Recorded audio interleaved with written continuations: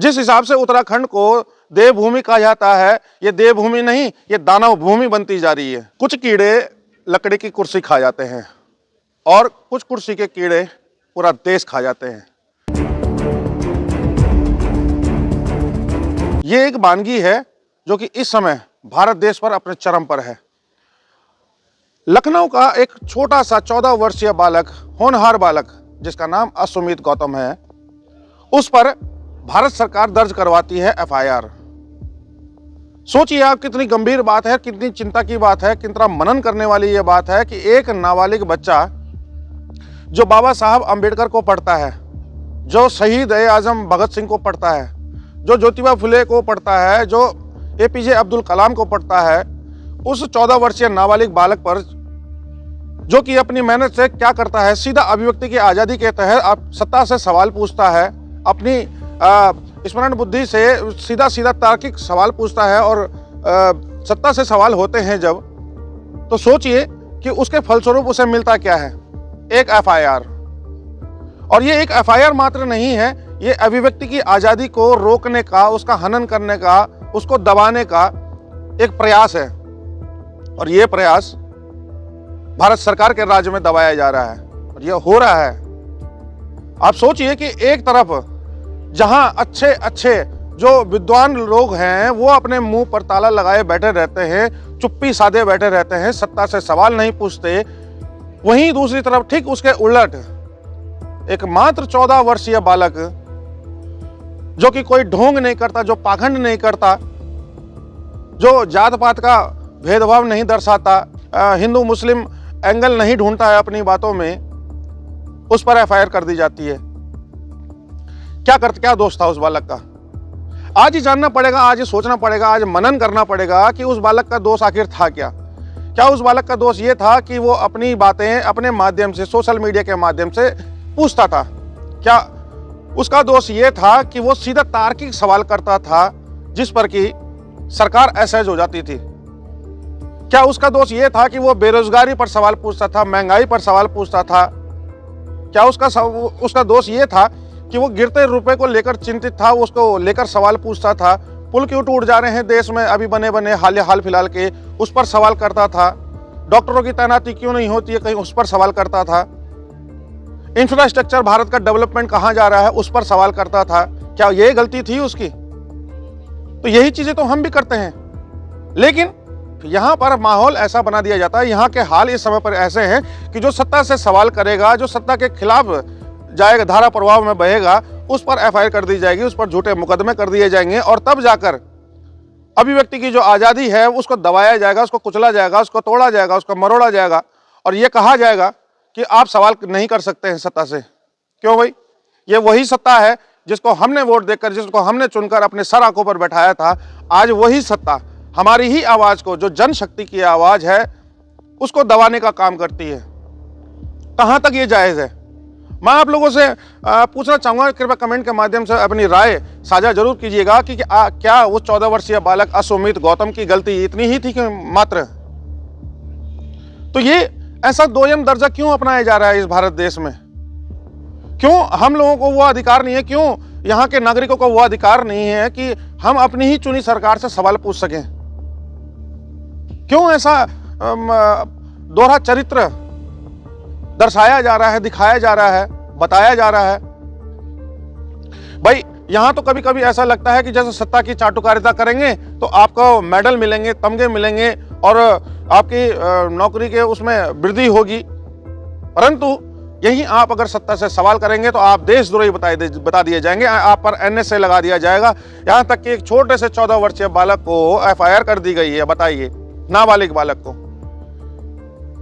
तो ये आपकी मनोदशा दर्शाता है, ये आपकी हताशा दर्शाता है, ये दिखाता है कि आप अंदर से इतना तिलमिला चुके हैं, इतना टूट चुके हैं, इतना विरोधाभासी हो चुके हैं कि आपको अपने खिलाफ एक शब्द नहीं सुनाई देता है, फिर चाहे वो सच ही क्यों ना हो। और माफ कीजिएगा, सच की लाठी बेआवाज होती है।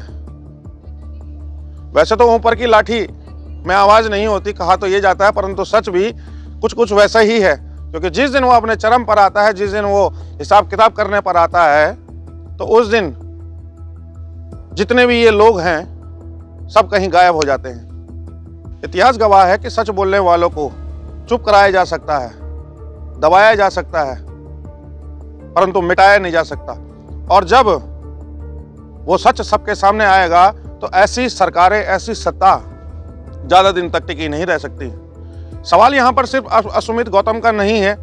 शायद उसकी गलती ये रही होगी कि वो एक दलित लड़का है, सत्ता से सवाल पूछता है, सच कहता है, फैक्ट पर बात करता है, तार्किक बातें करता है, तर्क के साथ में बात करता है और बिना डरे, बिना रुके, बिना थके वो सीधा सीधा अपने नेताओं से सवाल करता है कि बेरोजगारी क्यों, महंगाई क्यों अपने चरम पर, इस देश में इतना भ्रष्टाचार क्यों। तो ये अब हमको जानना पड़ेगा कि यहाँ पर अगर जो सत्ता से सवाल पूछता है, सच कहता है, तो उस पर एफआईआर कर दी जाती है, उस पर मुकदमे ठोक दिए जाते हैं और जो सत्ता की चाटुकारिता करते हैं उनको प्रोत्साहन मिलता है, उनको तमगे दिए जाते हैं, उनको मेडल मिलते हैं। तो जैसा कि मैंने शुरू में आपको कहा कि कुछ कीड़े कुर्सी को खा जाते हैं और कुछ कुर्सी के कीड़े पूरे देश को खा जाते हैं, तो ये ऐसा ही है, ये ऐसा ही है, ये एक तार्किक संदेश है। तो हमको समझना पड़ेगा कि हम संविधान के अनुरूप ही अभिव्यक्ति की आज़ादी के तहत ही सवाल पूछ रहे हैं और तार्किक सवाल पूछ रहे हैं, जिस पर सत्ता से कुछ बोले नहीं बन रहा है। तो क्या अब इस देश में सबके सब संकुचित विचारधारा के हो जाएं? क्या इस देश में अब अभिव्यक्ति की आज़ादी के तहत हम किसी से सवाल पूछना लाजमी नहीं है?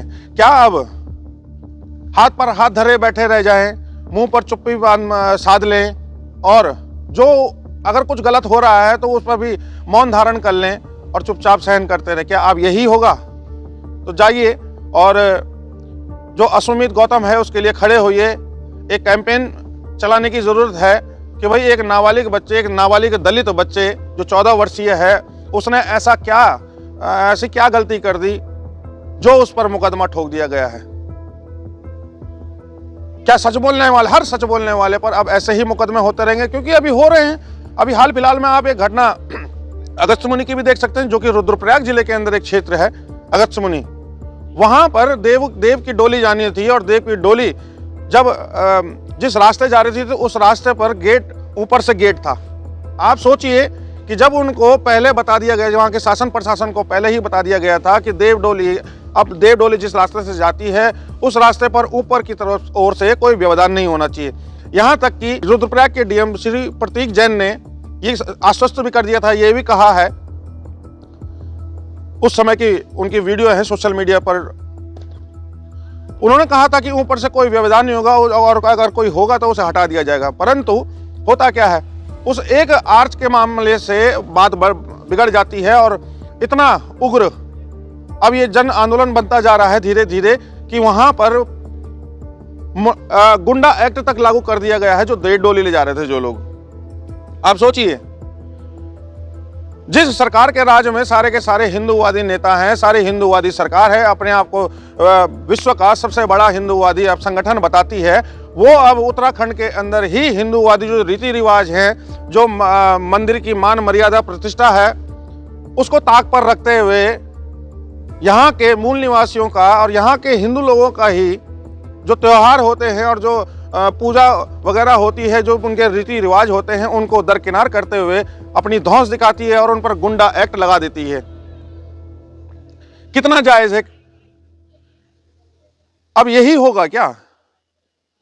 क्या अब इस देश में यही होगा? और खासकर उत्तराखंड में तो शायद उत्तराखंड में तो अपने चरम पर है ये चीजें। जिस हिसाब से उत्तराखंड को देवभूमि कहा जाता है, ये देवभूमि नहीं, ये दानव भूमि बनती जा रही है। ये घटनाएं आम हो चुकी हैं। ये देवभूमि से बदलकर दानव भूमि हो जा रही है और वो इसलिए हो रही है क्योंकि यहाँ पर जो बौद्धिक स्तर के लोग, जो सामाजिक लोग हैं, वो सत्ता से सवाल नहीं करते हैं और सत्ता इस हनक में दमनकारी नीतियों को अपनाती रहती है। बात चाहे मूल निवास भू कानून की हो, बात चाहे बेरोजगारी की हो, बात चाहे महंगाई की हो, बात चाहे हमारे हिंदू समाज की मान मर्यादा की हो, चाहे बात यहाँ के जो भौगोलिक संरचना है उसकी हो, सब नियमों को ताक पर रखकर यहाँ पर काम कराया जाता है। तो पूछना मैं आपसे चाहूंगा, जनता केवल स्पष्ट करे कि आप लोगों का क्या मानना है इस विषय पर, असुमित गौतम के विषय पर भी और इस विषय पर भी। नमस्कार, मैं दीपक रावत आपके साथ में और आप देख रहे थे गढ़वाल एक्सप्रेस।